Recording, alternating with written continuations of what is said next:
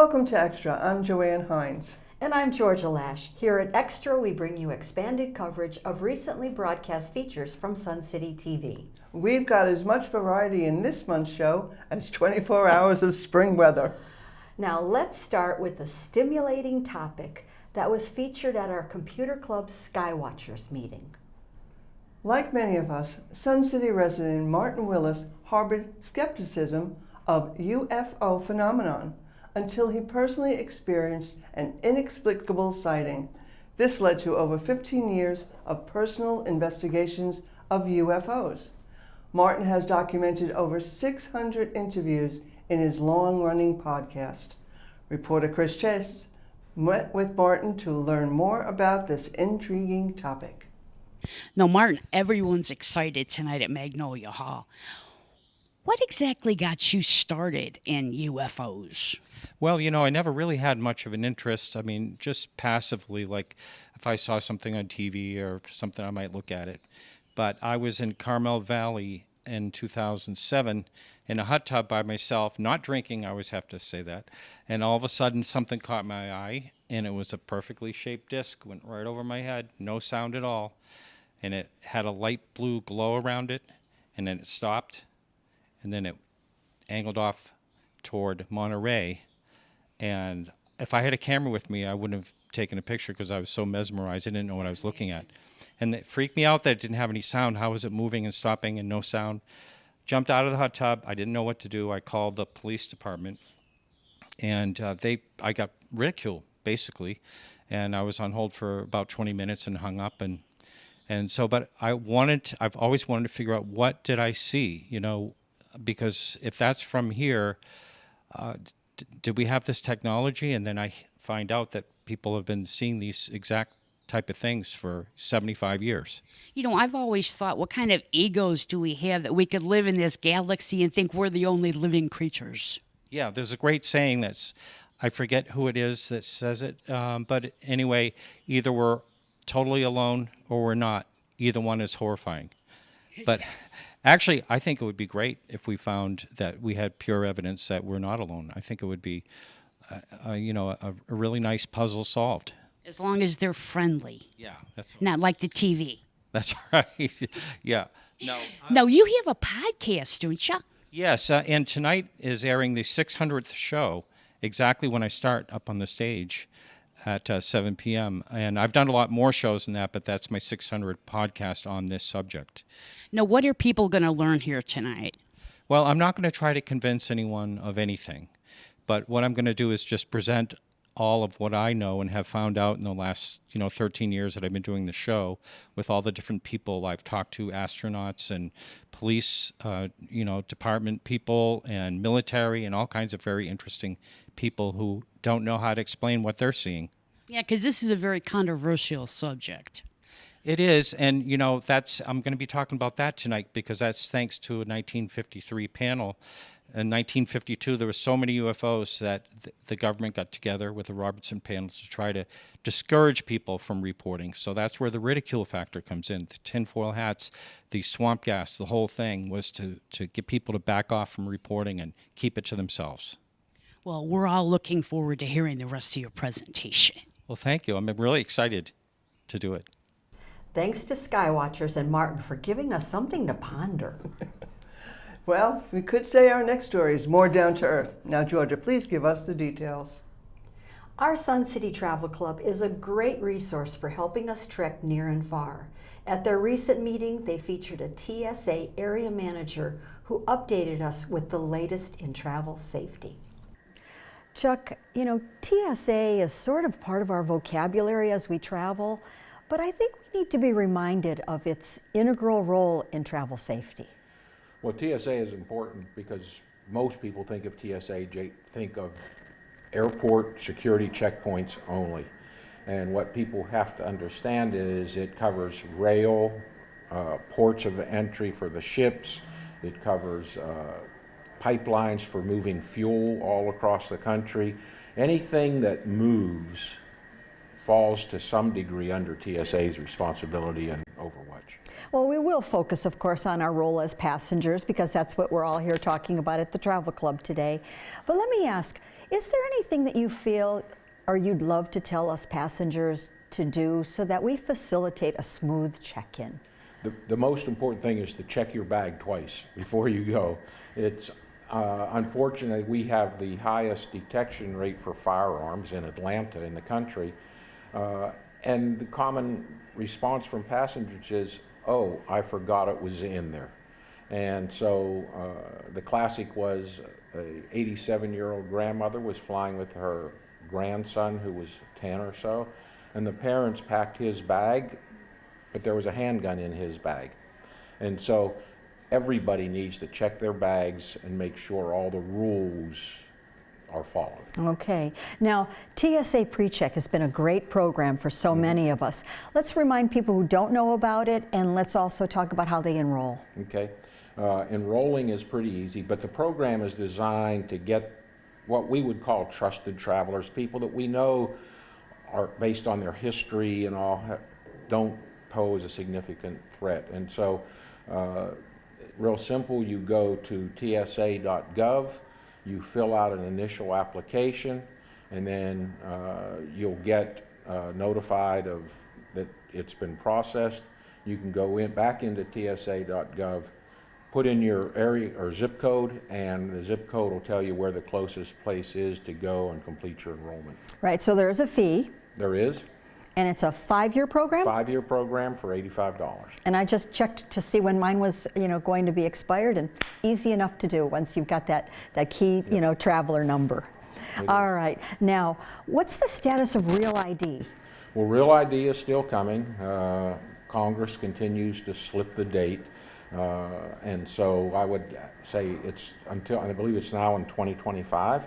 And so what they want to do, I would say, is look again at tsa.gov, where you can get all your questions about travel answered and get the exact date. Okay, and we've mentioned your tsa.gov. We're going to make sure that's our best resource to get our information. It is. Sounds wonderful. Okay. We're ready to hear your presentation. My pleasure. Thank you. Because if I took a poll and I ask you, what's TSA do? You'd say, they're the people that make us wait in line at the airport. That's true, but we do a lot more than make you wait in line at the airport. And so our job is to ensure the safe movement of people and goods throughout the United States. That is, you're going to see a lot different equipment coming into airport checkpoints. The Atlanta airport at our south checkpoint, no longer do your bags go through an x-ray machine. They now get a CT scan. So if the person on your right or left has gone to the doctors, gone to the hospital and had a CT scan, we do the same thing to your bags.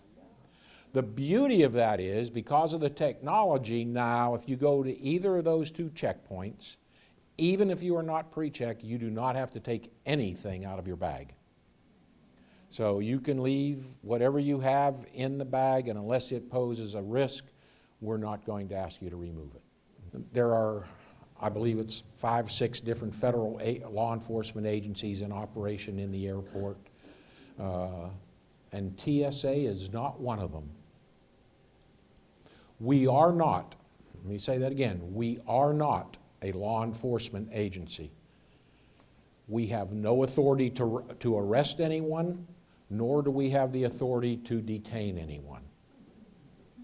We are an administrative agency. That's why when you're trying to fly, I can look in your bag.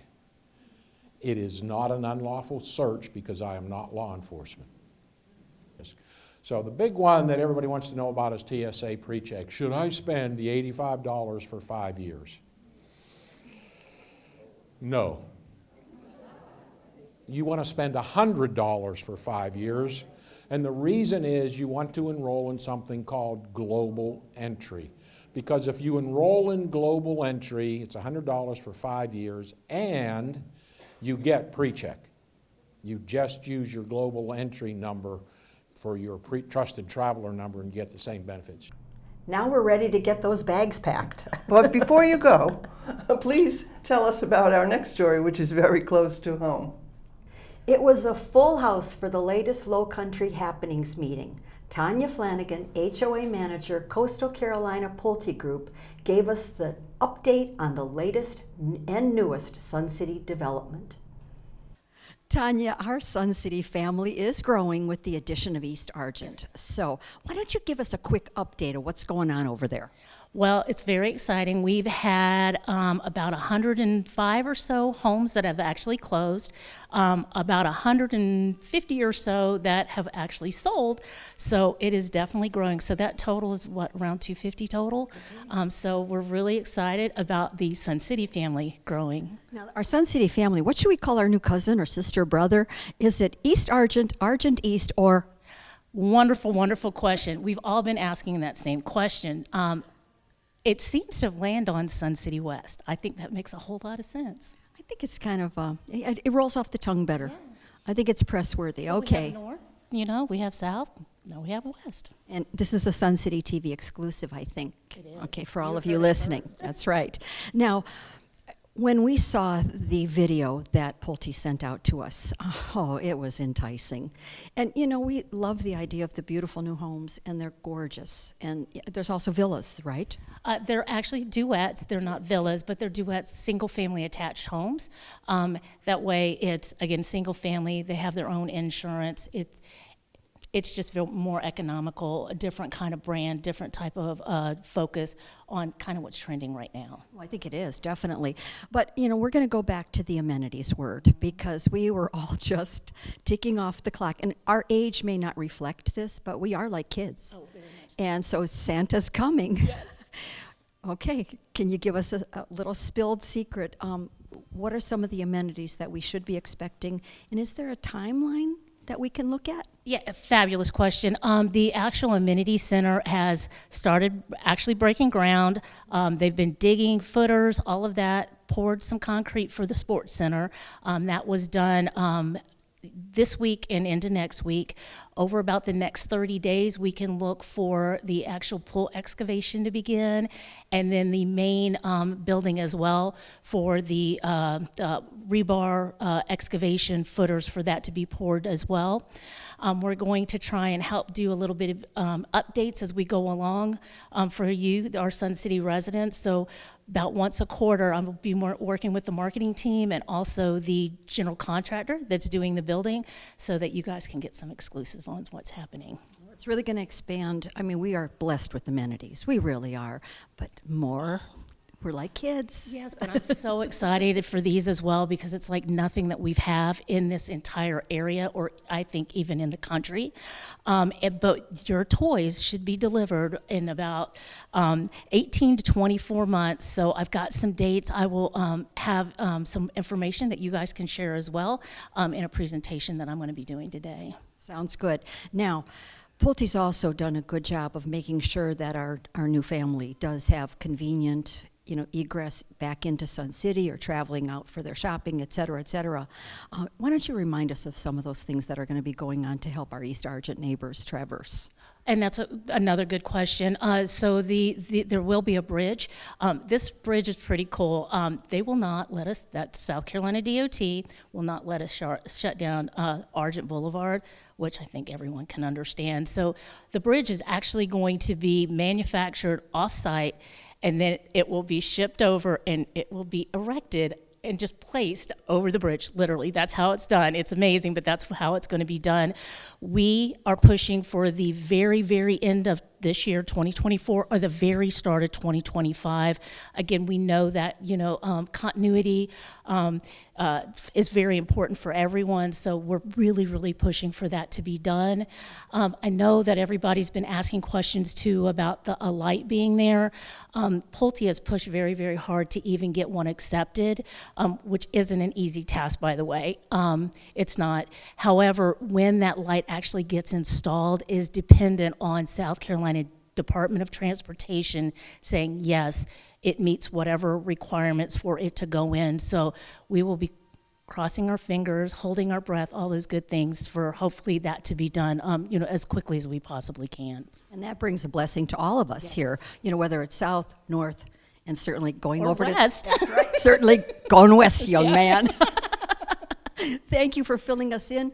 Going to enjoy a presentation with you. Thank you so much for taking time with us. Oh, thank you so much. Sun City is near and dear to my heart. I feel like I've grown up here professionally. I've literally been on this property in some way, shape, or form for almost 25 years. So it really means a lot to me. Ooh, this is, oh, wow, we're going to have a Tanya Wing. Sun City Tanya. And thank you very much. I really appreciate it. And, taking the time and the opportunity for me to be able to speak on this, it really means a lot to me. Well, we're going to enjoy this for sure. Great. For a few of these, I've just have still shots from the architects on some of the new amenities. So again, this is the pool area. This is the amphitheater. Just a shot of the main building, looking at that in the pull-up area. This would be the indoors. You come in, the main lobby. And this, I think, is going to be great, especially for these larger neighborhoods and these larger clubs. We're always hearing, hey, we need some space. We have a very large group. This ballroom here will seat 500 people. So I think that's going to be tremendous. It also will have a catering kitchen, but we're kind of future-proofing it as well. So in the future, if the association decides to turn it into an actual restaurant, they're going to be able to do that. I like the new name, Sun City West. I can't wait to see those amenities. If you'd like to hear more, check out our Sun City West special on our Sun City YouTube station. Now, getting around Sun City, including to and from that new Sun City West, is under the supervision of Securitas. Joanne, tell us what we learned. Sun City TV news anchor Norma Taylor met with Securitas Chief Joe Schetting, and the topic was car-related concerns. Well, thanks so much for coming back to Sun City News, Chief. Thanks for having me. All right. Here in Sun City, what are the biggest traffic offenses that our residents are doing? Typically, it's stop sign violations and speeding. Passing on the bridge is something that I get constant complaints about. I had new signs put up that specifically say no passing vehicles, golf carts, or bicycles. We had signs there that said no passing, but I think that people didn't realize that meant bikes and golf carts as well. So we added those signs. But we're also going to add some friendly reminders on the center line that you're not allowed to pass as well. That's something that's coming in the future. Okay, yeah, I see. I've seen those signs, so they're working, I think. Well, for most of us. Yeah. Okay, this is a concern. During certain times of the day, and that's usually in the mornings when people are playing sports and etc., there are no parking spots available on both the south side and the north side. Like the south side where you have pickleball, volleyball, and horseshoes being played at the same time, and on the north side where you have the tennis and the pickleball and you have golf, and then people are in the lake house taking classes. There's a lack of parking, and so what are our residents to do? Yeah, I mean, parking is becoming a premium at certain times and certain locations, obviously, the amenities. And as the community continues to grow, the problem becomes greater. I recommend, especially when we have like club events and things like that, if people can take a golf cart, take their golf cart, because you can park 2 golf carts in one parking spot. And obviously, if there's no parking spots, don't park on the grass, but try to utilize the secondary street, as long as it's not posted no parking, and as long as it's not a road, like for instance Sun City Boulevard, because the north side pickleball courts, you can't park on Sun City Boulevard unless security has allowed it for a particular event. Like I can tell you, the pickleball tournament coming up, we're going to allow parking on Sun City Boulevard in the right lane, just like on Del Webb we allow it during Live by the Lake. Okay, so if you have a special event coming up, they where to contact you, so to know whether we get permission to park on some of those designated Correct. areas. We typically will work with clubs and the different events that Sun City puts on, like, Life Under the Sun, Live at Lake, fireworks. We will let people park in the right lane of Sun City Lane if there's traffic, too much traffic in the lots.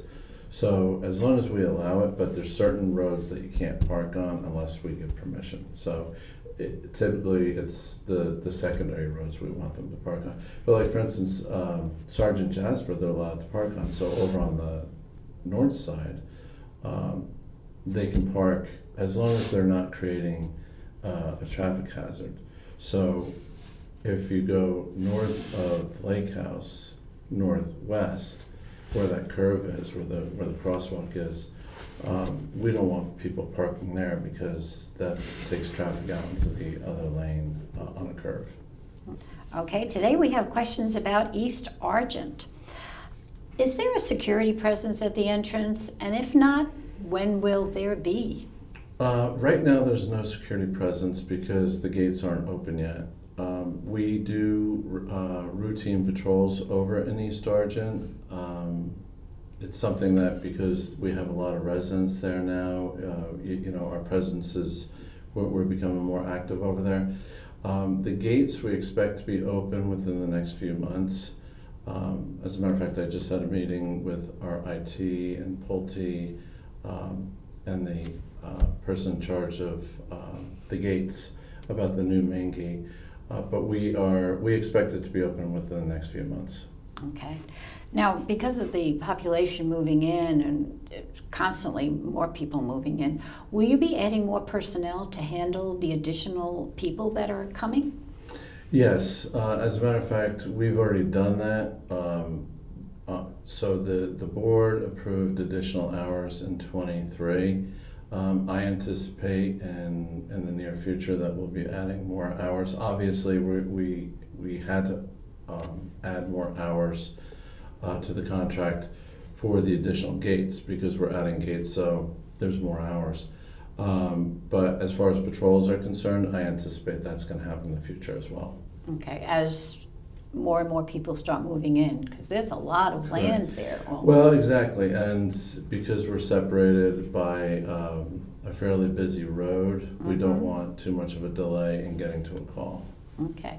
Okay, speaking about that fairly busy road, which is Argent Boulevard, are there plans for a light to be installed there to handle the traffic? Well, there was a light there, and it was removed with the construction that's going on at that intersection, and there will be a light put back there, but right now it's fairly dark. But you gotta remember they're gonna be installing the bridge and they're widening the lane, so there's certain things that were removed to build this new intersection. As always, Chief, it's always great to have you on the show. Thank you for coming. Thank you for having me. Appreciate it. Now to our favorite segment, Extra Special. This one is something. Yeah. In case you missed it, there's a new band in town. Take a listen. It's the Sugar Mountain Kitchen Band. I'm here with Diane Dowling, and she happens to be the spokesperson for the Sugar Mountain Kitchen Band as featured in Sensations. And tell us about this band. It's a real band with real instruments? Definitely, it's a real band with real instruments. We're real musicians. Paul Lewis, the only professional one with the guitar, but the rest of us feel very real when we play the washboard, the wooden spoons, hitting the pans. We got it going on, girl. Well, you might have to take this on the road and put out an album and get an agent, and because I understand your bookings have really gone up quite a bit here. So why don't you introduce the band? I would be happy to. This is Bob Chaikin, superstar on the spoons. Paul Lewis, our lead vocalist and guitar player extraordinaire. MJ Chaikin can play the washboard like crazy. Bob, he does so good on his prosthetic leg, you just wait to see that. Mitzi likes to shake cans of peanuts, and she'll hit, what are those things called, guys? Coasters together. Deborah is just fabulous on the cookie sheet with the spatula. And my forte is the whisk with the metal bowl. Wow, it sounds like it's obviously a kitchen band. It's a kitchen band. Okay. is. Now, how did this get started? MJ and Bob invited us to go to North Carolina one summer in 2020. And so that first night, Paul pulled out his guitar and MJ pulled out the kitchen instruments and we all started playing together. And we've done it 3 years in a row. Haven't played in public in South Carolina. It all happens in North Carolina. I'm sure it's going to play well in South Carolina. And you know what? You never know who's going to be in the audience. You're going to be performing in about 10 minutes or so, and we're going to be filming you. And you never know, we're on YouTube, so you never know who's going to contact you. And you might have to start charging for this. Okay. You might have to get some more new spoons and whisk and things like that. Oh, yeah. Well, I can't wait to hear you guys. I'm sure you're going to be fabulous. You're all fabulous on the tennis courts. I know that. So let's hear that performance. Good luck. Thank you very much. I'm Dowling, and I just want to tell you a little bit about how the kitchen band got started. Imagine you're on vacation in the mountains of North Carolina with your dearest friends. You're quite content at having just shared a delicious dinner together and where the wine was flowing very freely. The sun was setting and the moon was rising, and the coolness of the mountain air drew you to the crackling log fire. Paul Lewis started picking quietly at his guitar strings. The music and the wine called us all to join in, but we were not real musicians, and we had never played an instrument. It was then that MJ was inspired to raid the kitchen cabinets.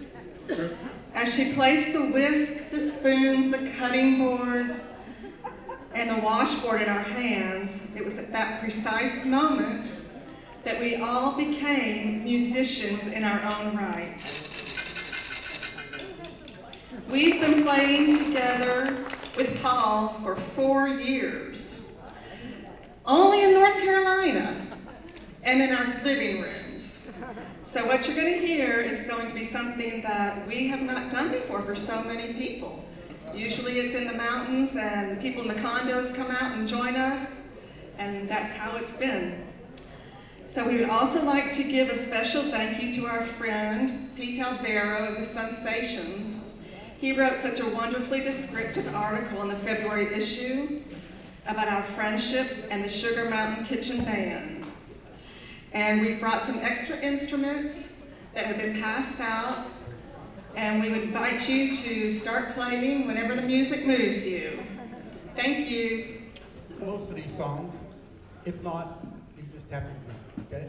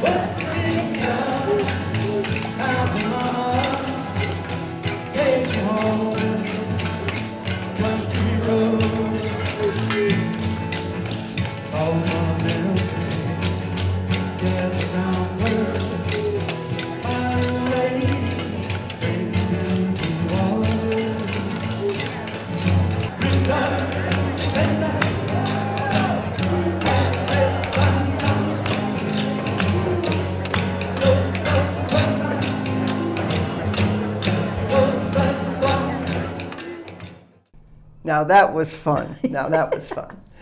That's Extra for April. Thanks for watching. You can always catch us on cable and on our YouTube station, where we invite you to subscribe for easy viewing.